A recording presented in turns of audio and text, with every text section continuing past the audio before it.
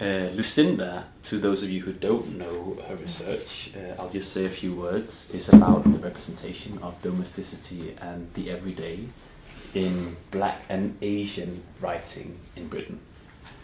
And you have a particular interest in migration in a comparative geographical perspective.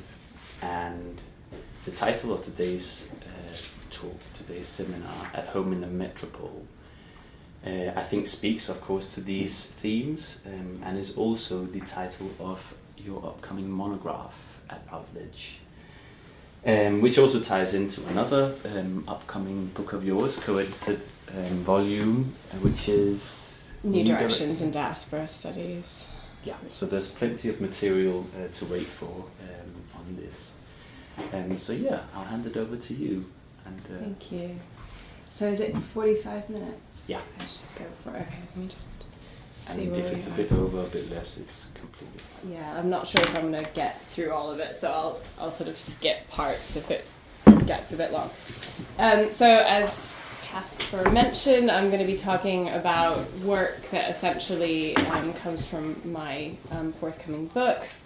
It's basically work that I did as part of my PhD, which I'm now turning into a monograph. So normally when I give these sorts of talks about my research, I have this sort of little spiel about why we should care about stuff that happens in the home, in the domestic space. It's sort of this, usually seen as this mundane sort of space. And today I don't think I have to do that spiel, because if you're here, you obviously care about the home and you care about sort of these kinds of things that I'm thinking about. So I was sort of thinking about what would be most useful for me to talk about today to a kind of interdisciplinary audience like this one is, and one that already kind of gets that home is an important thing to think about. So I thought I'd focus a bit on methodology, so kind of that I'm coming from a literary perspective, and sort of the way that I'm reading home across these different texts that I'm looking at. So a little bit of background. I'll start with this kind of evocative passage that comes from the Bajan writer George Lamming, in which immigration is essentially equated to this feeling of a stranger, you waking up to a stranger sleeping in your living room. He says, "Can you imagine waking up one morning, discovering a stranger asleep on the sofa in your living room? You wake this person up and ask them, 'What are you doing here?' And the person replies, 'I belong here.'" And he's sort of trying to sympathize with English people at the time of sort of mass immigration to the UK, sort of this Windrush period that the image conveys. And you might be familiar with this sort of an idea that kind of metaphors of home get kind of mobilized as part of anti-immigration rhetoric. So this idea that the house is kind of held up as a metaphor of the nation. I think sort of Nigel Farage just sort of maybe wandered into this territory a little bit, though maybe not in quite as overt a way as this. So my project is sort of the other side of this. So I'm interested in the processes of carving out a space in Britain.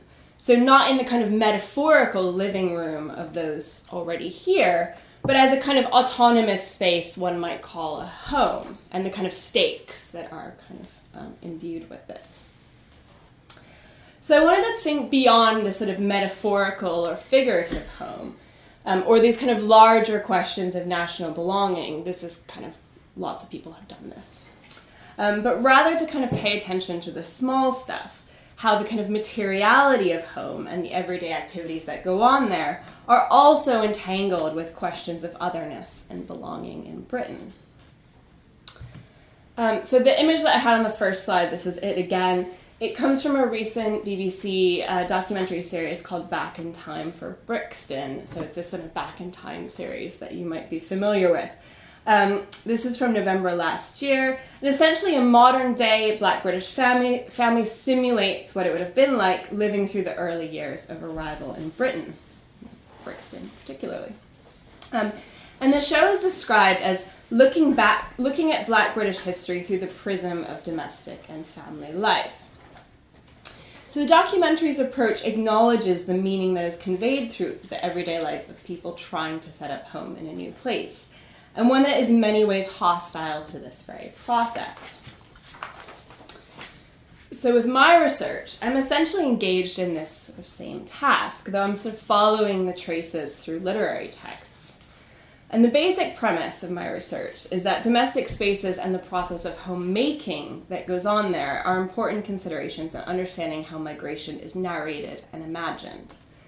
Domestic space essentially is a key site where belonging is produced and contested.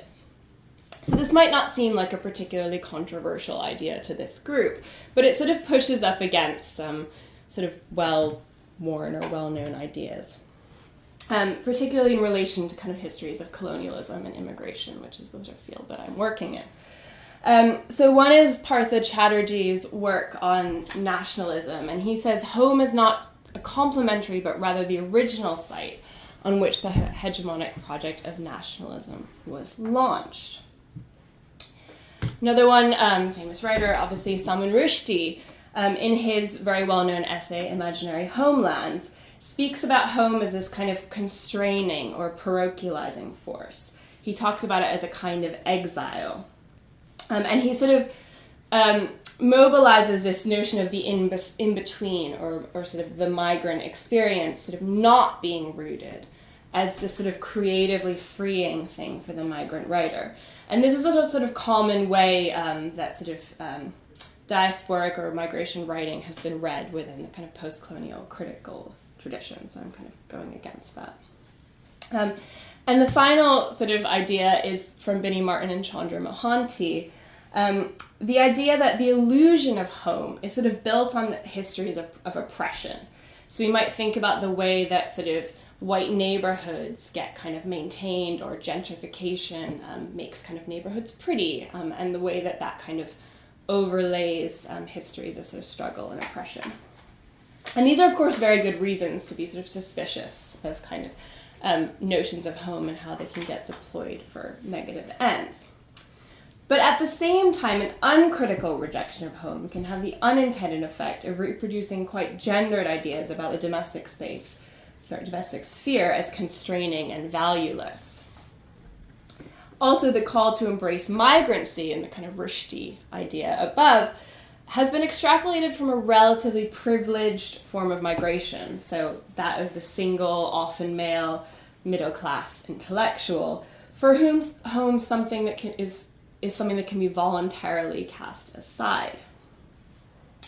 So what I'm suggesting is that when we look at kind of less privileged forms of migration, so I think about women, I think about queer, working class migrants, and I also think about forced migration, so refugees and asylum seekers.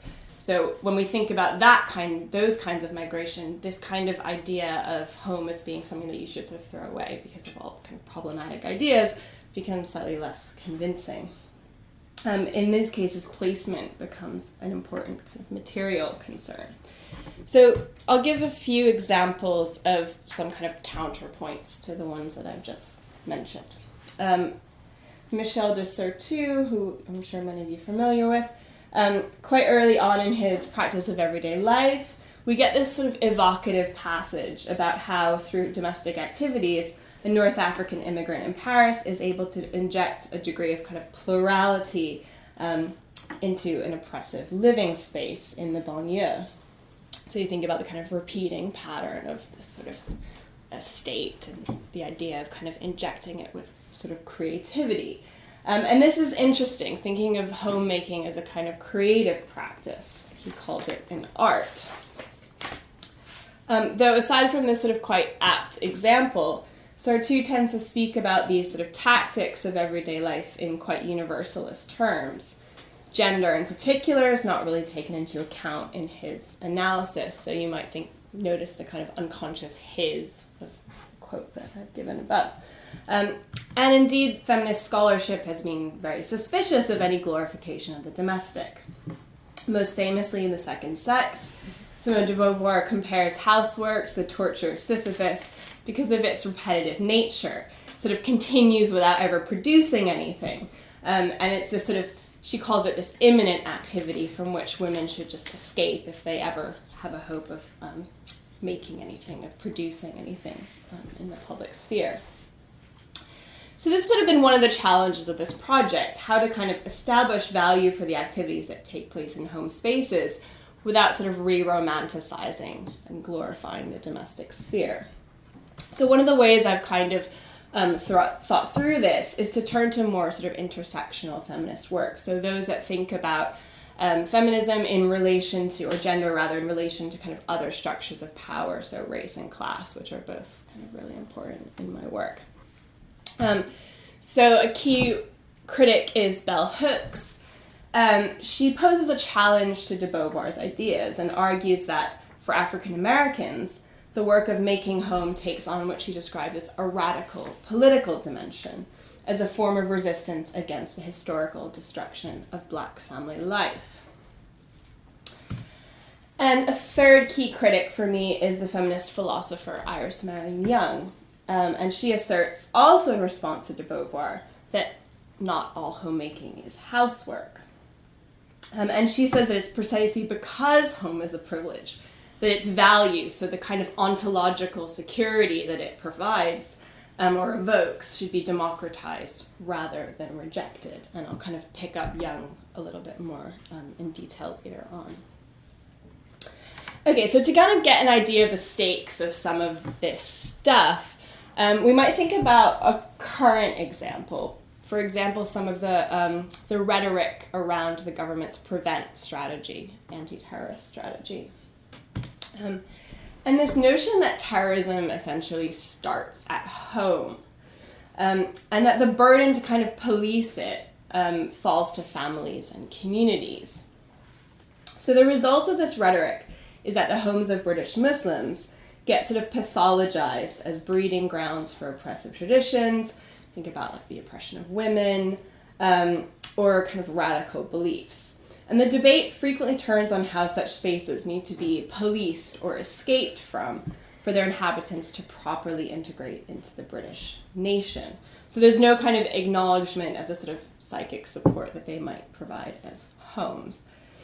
So we can get a sense of the public fascination with such spaces in the reception of the post-9/11 novel Brick Lane by Monica Ali.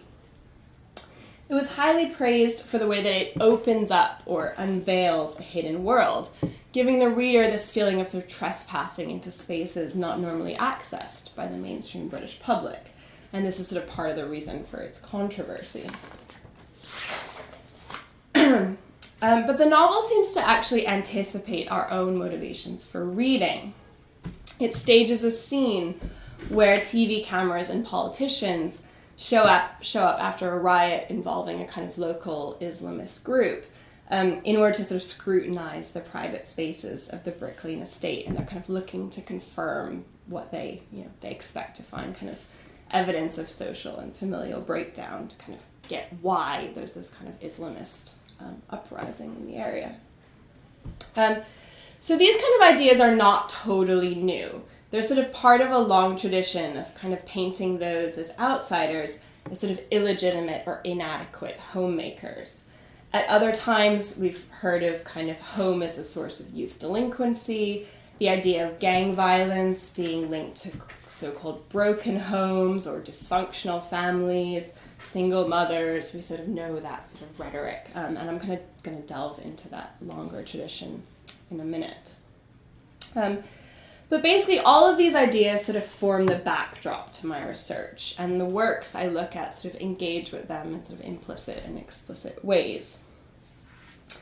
So my research is interested in where domestic space and the activities that go on there are not merely backdrops to a narrative of migrant experience that is centered outside in the public spaces of city or nation, but how they kind of signify contestations of settlement and belonging. So this perhaps sort of feeds into the wider project that the center is sort of associated with, of kind of putting value back into the private sphere and thinking about it as a space of kind of meaning-making in itself. So I said I would focus on methodology. So I'm going to talk about a few ways that domesticity functions sort of across the text that I'm looking at. So I'm going to start first by thinking about it in terms of content, and then I'm going to think about it in terms of sort of form and narrative structure. Okay, so when I say content, I mean sort of how domesticity gets thematized in the various texts that I'm looking at. So how the texts kind of write back in the kind of great tradition of post-colonial writing back as resistance to kind of particular colonial and racializing discourses around home and domesticity. So these discourses I read as kind of specters, or these sort of ghostly presences that we can sort of detect through the texts. And the first of these is sort of this history of Victorian ideals of domesticity that get exported to the colonies and get kind of associated with what it means to be British. In her book, Politics of Home, Rosemary Marangoli George talks about how homes in the colonies served as what she calls units of civilization. So she looks at kind of domestic manuals that were aimed at English women who were going out to live in India and sort of analyzes some of the rhetoric involved. So she talks about home, that the idea of home in the colonies was as a base camp that essentially must reflect the values of the empire. And the house actually becomes the sort of most intimate point of contact between the sort of natives, as it were, and their imperial masters. You think about domestic servants are the kind of key point of contact. So kind of through relationships with domestic servants, women would sort of impart these principles of domestic order and cleanliness as a way of sort of asserting racial and cultural superiority. So this is something that Sarah Mills talks about, Anne McClintock. There's a few people who talk about this as well. So George talks about India in particular, but these ideas sort of are all over the empire. We can find examples. And I look at it in relation to a novel that you might be familiar with, Andrea Levy's Small Island, which is about essentially the Caribbean migration to the UK. It's published in 2004. It's a historical novel, so Levy sort of did research in order to write it. It's set during World War II, just after, and it has sort of flashbacks to the childhood of the various characters.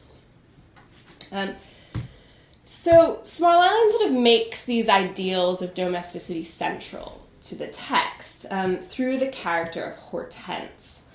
And she sort of prides herself on being able to replicate them in her domestic science classes back in the Caribbean. And if you sort of look at these quotes that I've pulled out here, the train is sort of all about how to kind of replicate a British home in the Caribbean. It's sort of completely divorced from its context.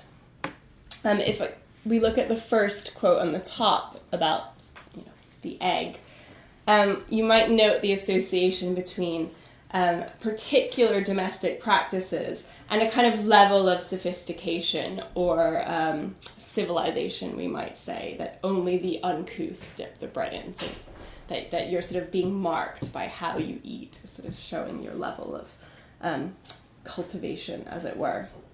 And in the bottom quote about the fairy cakes, it's not sort of whether they taste good, but whether they taste like the shops in England. So it's always a sort of replication going on. So Hortense eventually moves to the UK to be with her husband, who's also from the Caribbean, Jamaica in particular, he was in the Air Force during the war, and there's a whole other kind of plot about that, but I won't get into it. But the sort of contrast between the image that she has of Britain and the kind of reality that she faces sort of creates a lot of the humor as well as the pathos in the novel. So I'll just look at a couple of examples. So if we look at the first example, this is kind of the image that she has. That her kind of vision of Britain is sort of always through its particular domestic, these particular domestic ideals. So she says this is sort of her image of her life in Britain. A dining table in a dining room set with 4 chairs, a starched tablecloth embroidered with bows, armchairs in the sitting room paced around a small wood fire. The house is modest, nothing fancy, no show. The kitchen's small, but with everything I need to prepare meals. We eat rice and peas on Sunday with chicken and corn, but in my English kitchen, roast meat with 2 vegetables and even fish and chips bubble on the stove. So central to these expectations are ideas about the proper division of domestic space. Domestic activities. So everything sort of has its place. Each room fitted out according to its appointed use. And this is something that Anne McClintock relates to kind of the Victorian middle class preoccupation with rational order and kind of clear demarcation of boundaries. And this is, of course, a stark contrast to what she actually kind of experiences when she gets to Britain. This is when her husband sort of shows her where he lives. He says, this is it, and she says, this is her kind of narration, 3 steps would take me to one side of this room. 4 steps could take me to another. There was a sink in the corner, a rusty tap stuck out from the wall above it. There was a table with 2 chairs, one with its back broken, pushed up against the bed. The armchair held a shopping bag, a pajama top, and a teapot. In the fireplace, the gas hissed with a blue flame. And she kind of repeats this, just this, just this, just this. So this kind of stark contrast between the sort of everything divided, everything has its place, to everything sort of happening in one room, and she kind of can't fathom that, she needs to sleep in the same room that she needs to wash, and this is kind of a big issue for her. And these sort of domestic ideals get sort of further set in relief in her interactions with her landladies, Queenie Bly. And there's this sort of altercation about basins, and again, Hortense sort of disgusted that she has to wash herself and vegetables, everything in the same basin. And she asks for 3, and Queenie sort of can't believe this and tells her that she should just have 1. And so these sort of tests that Hortense sort of makes on Queenie, she sort of fails every single one, and she kind of concludes, well, this woman can't be English, If it's disgusting to me, surely it's disgusting to this English woman. That being English means that her kind of standards must be so much higher. But of course, for Queenie, it's kind of, well, you're an immigrant. You shouldn't, you don't deserve more than this. It's a kind of, they both have very different understandings of the situation. So the interaction that happens between the 2 characters kind of debunks a lot of these kind of myths of domesticity.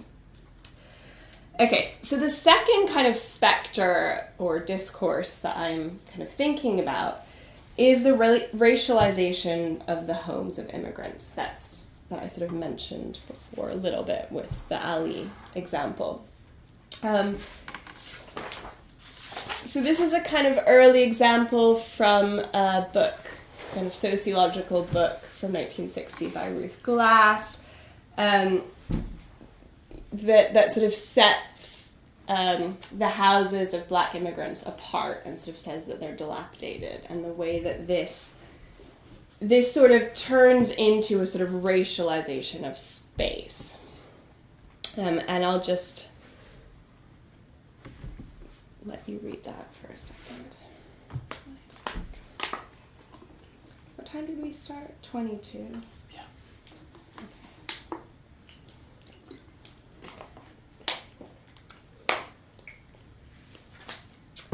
Okay, so this is also a kind of useful quote that I think evokes what I'm sort of talking about here, from Wendy Webster. And she says, in the post-war period, notions of national identity were developed into an increasingly classless idea of home as the imagery of 2 nations, rich and poor, employed and unemployed, North and South, was reworked into a distinction between a common Englishness of well-kept homes and families, in opposition to the blacks next door.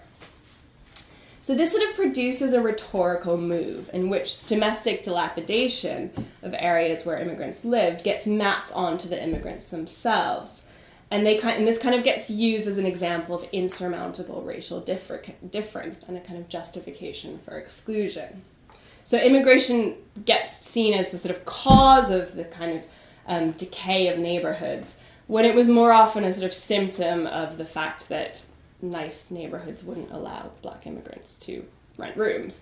But it sort of gets twisted around. So writing back to this sort of discourse, I look at the novel Second Class Citizen by Buchi Machada. And she sort of writes back to this notion of sort of well-kept homes and families.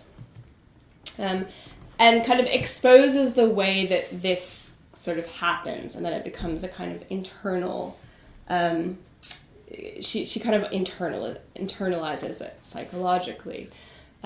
This is the character Ada, who only a few months previously would have accepted nothing but the best, had by now been conditioned to expect inferior things. She was now learning to suspect anything beautiful and pure. Those things were for the whites, not the blacks. So essentially this novel is about a Nigerian family that comes to Britain. It was published in the early 1970s, so kind of fairly contemporary with the time period in which it was sort of happening, unlike Levy, which was written many years later. The novel's very autobiographical, and Machada is sort of often described as having a sociological style because it's so kind of close to, it's so sort of realist. And importantly, it's narrated from the perspective of a female immigrant who comes with a family, with children. And this was one of the first, probably the first major text that sort of narrated this experience. You might be familiar with much more famous sort of Sam Selvin, Lonely Londoners, that sort of very kind of male takes on that period. So by doing this, it sort of filters the experience of racial prejudice through issues of housing, childcare, and reproductive rights, which we don't get in the kind of male accounts. So the novel exposes the material limitations placed on black women who were expected to devote their labor to the UK economy rather than to the care of their own children. So in other words, they were sort of valued for their productive rather than their reproductive labor, unlike sort of white women at the time who were sort of valued for their reproductive labor. So there's a sort of major theme in this, which is around the issue of private fostering that was common among West Africans at the time. That's a quote from the novel that just introduces you to what it was, essentially. And this book, June Ellis's West African Families in Britain, was a kind of sociological account of how it worked. And essentially, West African women would advertise for an English woman to take their children, and it wouldn't be a kind of permanent thing. It was just so that they could be out of sight, out of mind in many ways, but also, you know, reasons around adaptation, etc., etc. But the character kind of contests this, and she refuses to kind of foster her children out. So there's all this kind of politics of who gets to raise their children, and this idea that only first-class citizens lived with their children, not the blacks. So through focusing on domestic activities such as mothering, Second Class Citizen offers an account of the effect of racial discrimination on the private sphere. So this is why, for me, this novel is sort of an important foundational text for a kind of alternative literary history of post-war migration to Britain. So a comparison to those sort of male-authored texts that I mentioned above.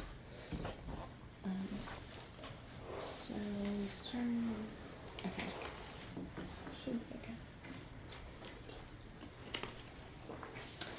Okay, so that's the kind of content bit, and now I'll move on to thinking a bit about form and how domesticity works for me in relation to kind of narrative.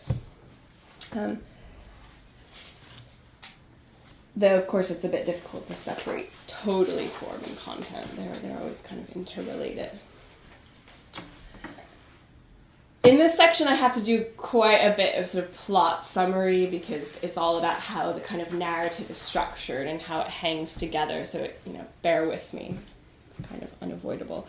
But before I kind of get to that, I'm going to get back to Iris Marion Young because she's quite important for kind of what I'm about to talk about. So there's a couple or a few ideas that I find quite useful from her essay, House and Home, Feminist Variations on a Theme. She talks about homemaking as process, so it's not a kind of fixing of identity, it's this thing that kind of accumulates. She takes this term preservation, which she gets from Heidegger, and there's a kind of long explanation of that, but I won't get into it. And this idea that homemaking is not about just keeping objects, but it's about kind of renewing their meaning in people's lives. And then thirdly, she talks about homemaking as narrative. So this idea that objects and sort of where we put them and kind of how they extend our bodies in space sort of offer this, they sort of create a narrative that sort of, she talks about knitting together today and yesterday. So think about sort of family albums and all that sort of stuff and the way that the home sort of tells a story. So this, you might imagine, is quite useful for me in sort of thinking about literary texts. So I'm going to think about all these ideas in relation to a novel by a Zanzibari writer called Abdurazak Gurna. It's called By the Sea. And the novel tells the story of, this was published in 2001, so the novel tells the story of an elderly asylum seeker, Saleh Omar, from his arrival to Britain to his eventual resettlement. And it's sort of interspersed with flashbacks of Saleh's past, and they eventually reveal his reason for fleeing his home. So for me, refugees and asylum seekers are kind of an important case for thinking about why the materiality of home is so important. Precisely because their lives are characterized by sort of fleetingness and impermanence and the sort of lack of sense of home. So kind of this idea, coming back to Jung's idea that we should sort of democratize that kind of ontological security, particularly for those who sort of don't have access to it. So the novel underlines this idea through its juxtaposition of houses and the objects they contain between the two stories, the kind of present and the kind of flashback plot. And also that phrase, by the sea, is a kind of link between the two plots, as it sort of refers to the house that he had in Zanzibar, which was by the sea, and then the house that he sort of ends up in Britain, which is also by the sea, so it's a sort of link. So straight away, on the first page, the novel kind of establishes the centrality of houses and domestic objects. He says, sometimes I think it's my face, this is Saleh, he's the narrator here, sometimes I think it's my fate to live in the wreckage and confusion of crumbling houses. He talks about furniture, and I'll just kind of delve into this a little bit. As a kind of hangover from his time working as a furniture seller back in Zanzibar, he spends his days in Britain sort of going through furniture shops, and this kind of starts the novel, essentially. And he explains his enthusiasm for furniture by asserting that it weighs us down and keeps us on the ground, and prevents us from clambering up trees and howling naked as the terror of our useless lives overcomes us. It keeps us from wandering aimlessly in the pathless wilderness, plotting cannibalism in forest clearings and dripping caves. So one interpretation of this passage might be that Saleh is sort of parroting that kind of rhetoric of domesticity that I was talking about earlier, this idea of kind of colonialism as a civilizing project that sort of domesticates the natives. So they are no longer howling naked, plotting cannibalism. But sort of given Saleh's recent arrival as an asylum seeker, there's a kind of another reading, which I do of this, in which wandering aimlessly in the pathless wilderness alludes to the condition of the refugee. So read in this way, furniture's ability to, quote, weigh us down and keep us on the ground can be taken literally. So having a space to put one's own furniture is the kind of opposite or the antidote to a state of homelessness or wandering. Interestingly enough, his kind of the furniture that he sold in Zanzibar was taken from the homes of kind of various waves of departing colonists. So there's kind of another layer there, perhaps. But essentially, for Young, such personal objects like furniture are essential for what she refers to as the sedimentation of a life. So their arrangement in space, their presence and lack become what she calls layered through stories and the wordless memories of smells, rhythms, and interactions. So here Saleh seems to ascribe a similar kind of psychic grounding function to otherwise sort of inert domestic commodities.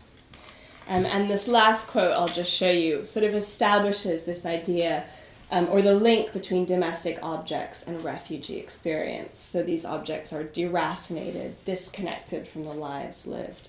So unlike the kind of preservation where you're renewing the meaning of the objects. It's got a really, really intricate plot, this novel, but essentially the kind of key driver is this kind of complex loan arrangement that happens, that Saleh makes with an unscrupulous trader named Hussein. This is back in Zanzibar. This is the sort of flashback plot. Hussein eventually defaults on this loan, and as a result, Saleh takes possession of the home of a family that his family has sort of been feuding with for at least a generation, which also starts because of the transfer of a home. So homes are kind of central to the kind of narration of this. And the revenge for this kind of possession, or this dispossession, you might call it, eventually leads to Saleh's imprisonment, torture, and eventual escape to Britain. So it's quite an intricate plot. But the table, so I've put these images there just to kind of give you an idea. So there's a table and there's a casket of incense, and these are kind of exchanged as part of this transaction, and they become really central to how the story is narrated. Particularly the casket of incense, because this is the only item that Saleh permits himself to bring to the UK with him, because he's sort of posing as an asylum seeker, so he divests himself of all other kind of personal items, and this is the only thing that he brings. And this is kind of promptly stolen from him on arrival by the immigration officer, who's this Kevin Edelman, who's mentioned here. So essentially, through its sale, its gift, its theft, the casket acquires significance far beyond its economic or even its sentimental value. And it plays an important role in both facilitating and destroying social relationships in the novel's flashback plot. So I'm sort of channeling Appadurai's sort of social life of things, if you know that. But also, the casket sort of, it contains the stories that kind of come from it, that are sort of produced through its various exchanges, as it kind of acts as an aide-memoire, drawing the storyteller, which in this case is Saleh, back to a kind of crucial point that serves as a narrative beginning. So in the novel, it's the kind of memory of the smell of this incense that starts him, that kind of jogs his memory, so he starts to tell the story of how he came to be in the UK. So the value of the casket, I'm sort of arguing, is a kind of narrative value, akin to sort of the extensive provenance that might accompany a precious relic or an artifact. As museum people, you might know about this. So it sort of transforms it into a sort of narrative object. So this flashback story, which is where all of this happens, which is sort of rich in memories grounded in these material objects, is a huge contrast to his life as an asylum seeker in the UK. And in which he sort of moved to a series of what I sort of refer to as non-homes, in the kind of Marc Anger non-places idea. He goes to a detention center, then a boarding house. So spaces that sort of have the formal qualities of home. They're sort of spaces of accommodation, but don't actually provide any possibility for the sort of sedimentation that's necessary for a sense of homeliness. So if you look at these quotes, the imagery of the detention center speaks of containment, security. Refugees are likened to valueless commodities. They are, in fact, the objects of this sort of scenario. And valueless might be an allusion to the fact that in comparison to kind of earlier waves of immigration that were brought to kind of contribute to the UK economy, now they're sort of seen as draining resources, and we know all about that kind of rhetoric around that. So that's the detention center. That's quite a nice looking detention center. I'm sure that's not what they all look like. I think the back one is Jarl's Wood, which you might be familiar with, just to kind of give you an idea of what I'm talking about here. The second quote is while he's at a boarding house. This experience is one of contamination, one of inner pollution. There's kind of household objects around him, but they have more of a corrupting effect. They're not his. They're kind of foreign to him. They're those of the landlady. So throughout this period, Soleil remains silent about the events that led him to flee his own country. He essentially refuses to speak to the authorities. He pretends he can't speak English. And it's only when he's finally moved to his own home that he begins telling the story of his torture and imprisonment to another human being. So he's sort of telling it to us, but he doesn't sort of start telling it out loud until he's sort of finally moved to his own home. So in this way, sort of through its narrative structure, the novel dramatizes the connection between the restoration of home and the ability to narrate the trauma of a refugee experience. So that's kind of what I'm arguing, essentially. I think it's probably about finishing up, so I had another example, but I'll skip it and just... We have another 7 minutes, I think. 7... It's quite a complicated one, so I think it's decide. Probably best if I just leave it, because it's a lot of kind of recounting of plots, and I think rather than trying to rush through it quickly. Okay, so essentially I've given you quite a lot of food for thought. And some of the different ways that homes, the objects they contain, and the everyday activities that go on in domestic spaces are kind of figured across a few of the texts that I'm looking at that portray migration to the UK. And the way that these are kind of embedded in historical discourses tied to colonialism and kind of racist and xenophobic rhetoric. And the way that the writers sort of draw on these and kind of write back to them.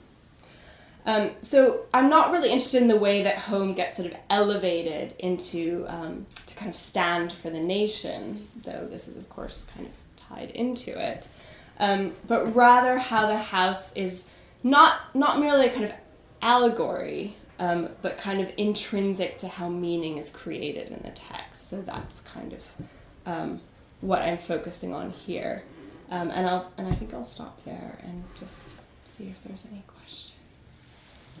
Mm-hmm.